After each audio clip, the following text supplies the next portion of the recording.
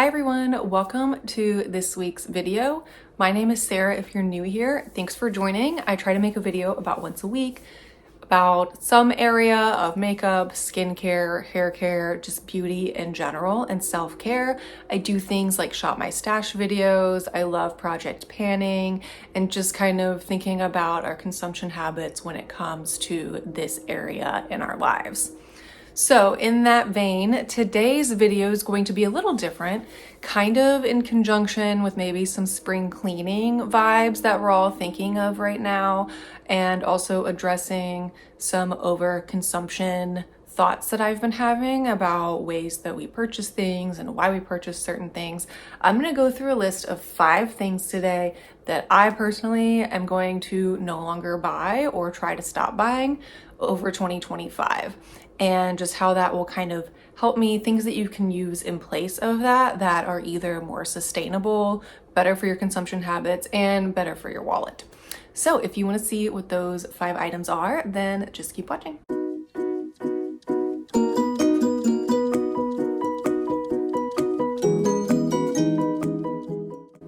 So before I start on my first item, I will say I do own most of the things that I'm going to talk about today, but I'm going to use up what I have of those items and then not repurchase them in the future, if that makes sense.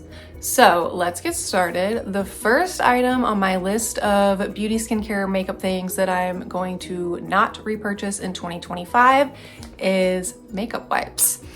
I know that these are really handy and really convenient, and you know, I get maybe having this is kind of like a travel pack, like if you're going to be traveling, or maybe you keep a pack in your car for emergencies. I still think that's totally fine. I just don't want them to be a part of my regular routine anymore. I've thought about it, and things like the makeup wipes, the wipe is disposable, the packaging is disposable. It's just going to sit in the trash and in landfills for so many years and for no reason. So I'm going to use up the packs of these that I do have because they've already been purchased. We might as well use them. But then going forward, I'm just going to focus more on sticking to using cleansing balms. Those are better. A lot of times they come in plastic jars that you can recycle. You can still take that traveling if you want, so it still will work for that. I know for me, mostly what I was using makeup wipes for were days that I was going to go straight to the gym after work. I would use one of these to get my makeup off before I went to the gym.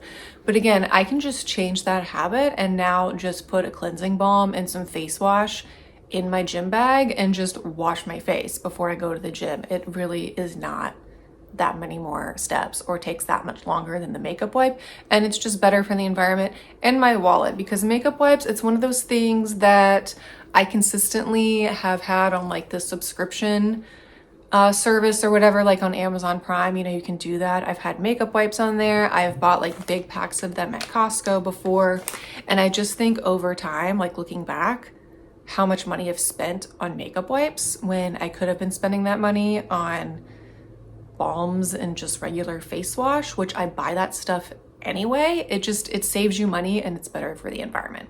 So that's the first thing that I'm going to try to stop buying in 2025. The second thing, which is kind of in a similar vein, is toning pads. So I do have some here. It's this Medicube brand, and I do like these. I've enjoyed using them. This was a 70 pack. So at least that was, pretty good. These weren't terribly expensive, but again, we're thinking of consumption habits and sustainability and environment, and every pad in here is disposable. They all come with a little tweezer thingy. That's wasteful. And then this packaging, while plastic, I believe is a number, well, I don't even know what number it is because it's in freaking Chinese or something. But I can just tell with how thick this is that this is not recyclable where I live.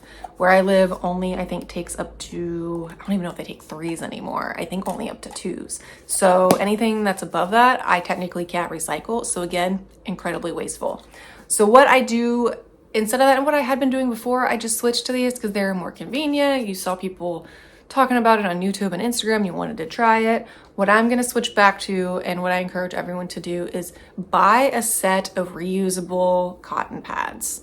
I have a set I got from Amazon. I'll link them below. They come with a little mesh bag, so as I use them, I throw them in here, and then I can just close the bag, throw it in the wash every week, and they're good as new. So I will link those below, and that's what I'm gonna switch back to and keep using for any of my toners. You can also use this if you use like a micellar water. They work really well with that. So that kind of thing. So that is the second thing that I'm gonna stop buying. So we've got makeup wipes and we've got toning pads. So the third category that I'm going to try to stop buying in 2025, again, maybe you can sense a theme coming on here, are any sort of disposable mask situations. And yes, I own all of these right now and I'm kind of ashamed.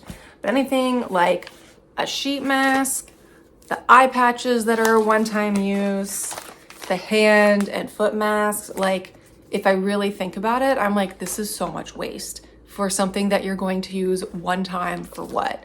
15, 20 minutes? It says, these say, it's a hand thing, leave on for at least 10 minutes. Is that worth it? Like, that's a lot of waste for something that's only going to be used for 10 minutes of your life. So I'm going to try and be better about not going this route. If I want to still do something for my feet, I can use some Epsom salt and do an Epsom salt soak. If my hands are feeling really dry, just put on my moisturizer. If I want to do some like eye care, just use an eye balm or put some extra, facial moisturizer in that area. Same with a mask. You can buy masks that come in jars instead, so there's less waste there. So I just want to think about those kind of purchasing habits on those types of items going forward. So we kind of talked a lot about some skincare, skin items. So that's kind of the next thing that I'm thinking of is, it's so easy to be so heavily influenced these days by things that we are seeing on TikTok, Instagram, YouTube, that you need this like complicated 15-step skincare routine with all of these products, and that just is not true. So I have really scaled back my skincare routine in general, and that's what I want to keep sticking with, is keep it simple. So that's the fourth thing that I'm going to avoid purchasing in 2025 is multiple skincare products for a complicated skincare routine, but also overpriced skincare products. We see, I'll put some of those brands on the screen of, the trendy things that we see. The products themselves are very expensive. And if you do the math, if you realistically were to actually stick with those same items every month or 2 months and repurchase, that's a lot of money coming out of your pocket when there are plenty of drugstore brands out there that can offer the same things at a much cheaper cost. I know I, for years, have sung the praises of Neutrogena. I think they have great skincare. It's not always the cheapest, but I think that for the drugstore, if you look at brands like Neutrogena, Olay, there's a lot more affordable options now. There's like the Bubble skincare brand, Bioma. Like there's some good products out there that you can get at the drugstore level that are going to do basically the same thing as the overpriced expensive routine items. And again, keeping that routine simple. I see all the videos of people, they're like, oh, I do a serum, and then I do this oil, and then I do moisturizer, and then I do another serum, and then I do anti-aging, and then I do retinol. And realistically, like all of those things are not going to like gel together at the end of the day. And it can be really important. Talk to your dermatologist. I am not a skincare expert, but I do know from my dermatologist and things that I've learned in recent years, it's really important to understand what the active ingredients are in the skincare that you're using and knowing what is okay to use with another active.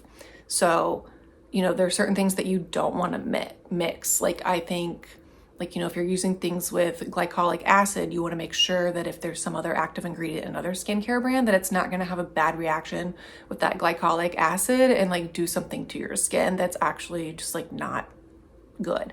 So talk to your dermatologist, look up ingredients, look up things about your skincare routine, simplify it, and sticking more to drugstore level brands.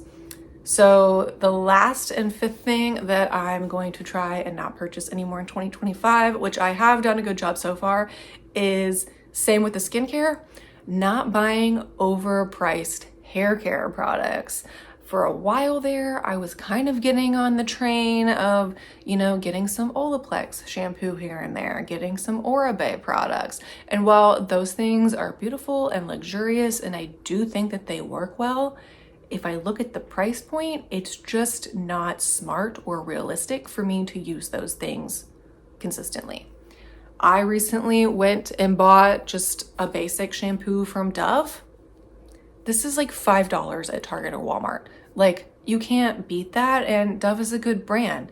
There's lots of good hair care brands out there. I know my sister really enjoys the TRESemmé brand items. I've used TRESemmé and Aussie products recently and have enjoyed both of those. I think TRESemmé makes really good like dry shampoo, hairspray, texture spray, that kind of thing, much more affordable.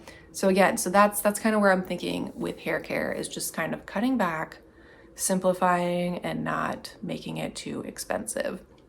So that is everything that I have for this video this week. I know it was a little different. I know I didn't mention any makeup areas in this video. That's just not something I feel like I need to cut back on right now. I already do a pretty good job. If you see my Shop My Stash videos, my project panning, I've worked really hard the past few years on my consumption habits with my makeup. So for this video, I was kind of focusing on these other categories instead.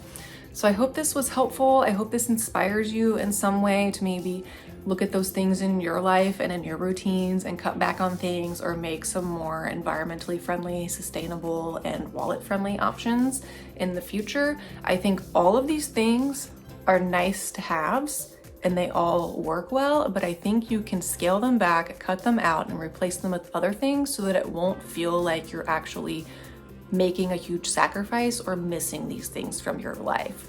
I hope that makes sense.